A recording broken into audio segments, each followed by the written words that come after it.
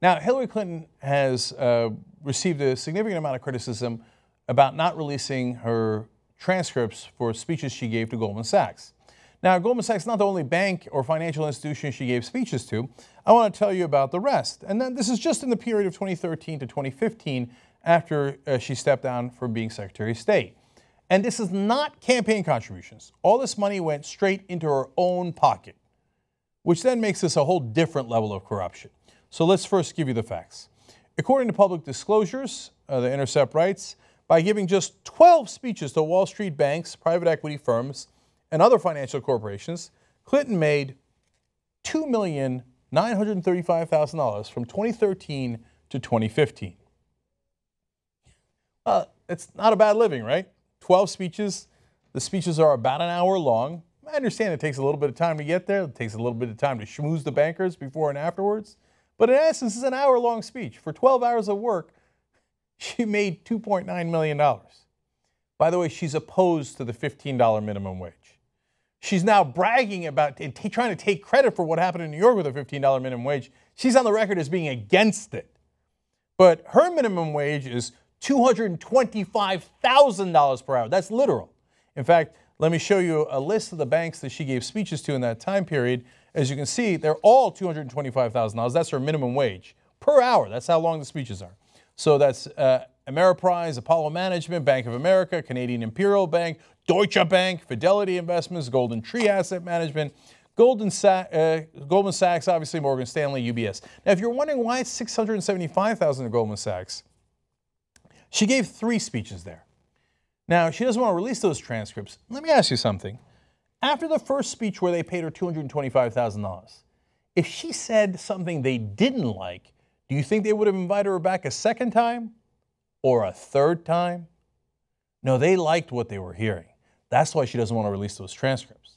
Because when she goes over there, not only does she take the money and put it in her pocket, but it's also a way of doing advertising for when she runs for president. She knows she's going to run for president. So she's telling all of them, don't worry, I'm going to take care of you.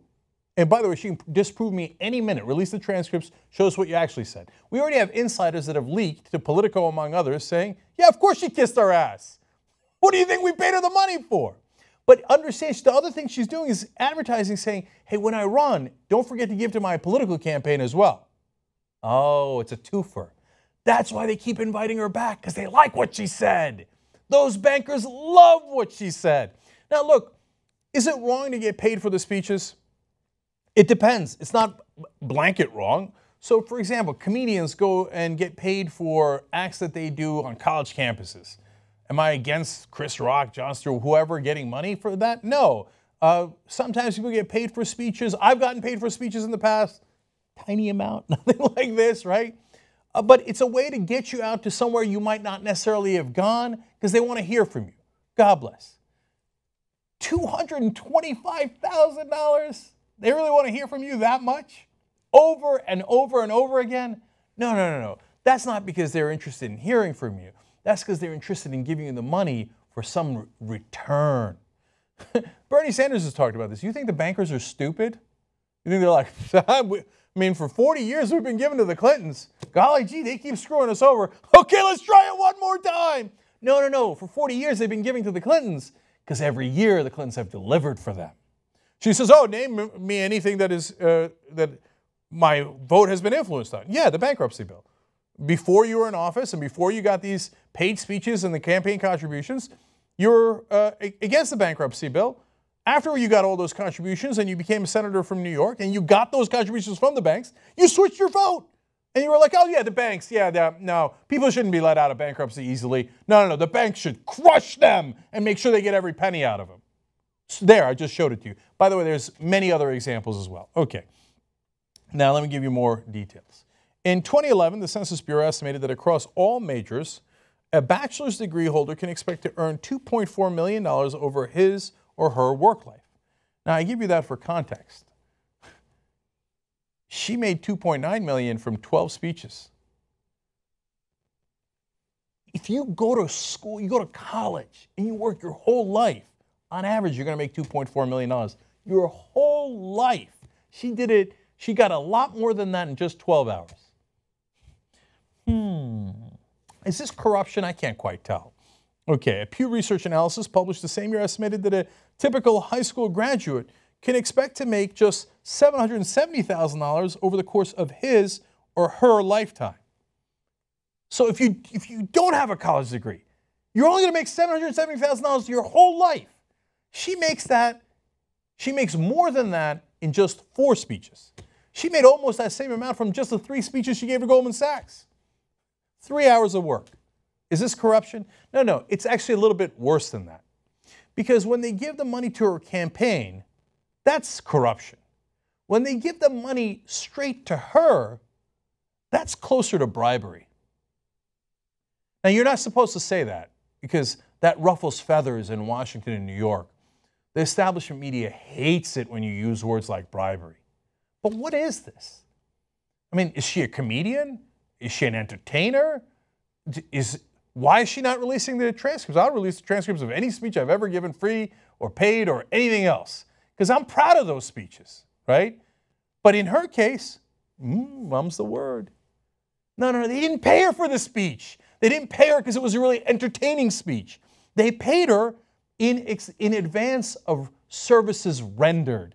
This used to be called bribery, especially at these numbers. Now, wait till you get a load of the larger numbers.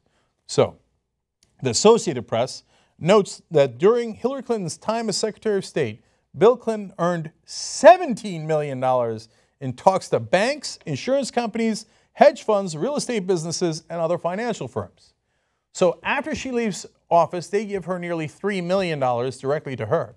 But while she's Secretary of State, right, and influencing the government and possibly future president, they knew she was going to run from day one after she lost to Barack Obama. They're giving her husband, which, by the way, they share the same bank account, so it might as well be her, $17 million on top. This used to be called bribery. You think they gave $17 million to Bill Clinton? Because they're like, God damn it, what an amazing speech. I want to hear that again. Here's another $500,000. Here's another $225,000 to Hillary Clinton. No. These guys look for return on investment. They're bankers. Their job is to look for return on investment. You would have to be preposterously naive to think, no, the bankers did this out of the goodness of their hearts. Bankers don't care about profit. They don't care about return on investment. They don't care about services rendered. They just like to give money away. Yeah, they just give it. Oh, and you worked against my interests. Oh, great, no problem. Here, give me another speech. I'll give you another couple $100,000. It's preposterous to think that. No rational human being can think that. Now, let me give you one final number here for the scope of how much the Clintons have raised through these speeches. Altogether, the couple are estimated to have made over $139 million from paid speeches. Damn, Clintons, there you go again with those speeches. Now, there's many different companies and countries and outfits that give money to the Clintons for these speeches, but they all have a purpose. If it's a foreign leader, sometimes tyrants, they like to have a shiny picture with Bill Clinton shaking hands. It gives them legitimacy, it gives them credibility. If they're bankers, they're looking for legislation to deregulate. That's exactly what Bill Clinton gave them back in 1999 before he left office. He removed Glass-Steagall, and that allowed them to gamble with depositor money. Before, you want to make your own investments, you want to gamble with your own money, okay. Now they get to gamble with our money, thanks to Bill Clinton. Services rendered.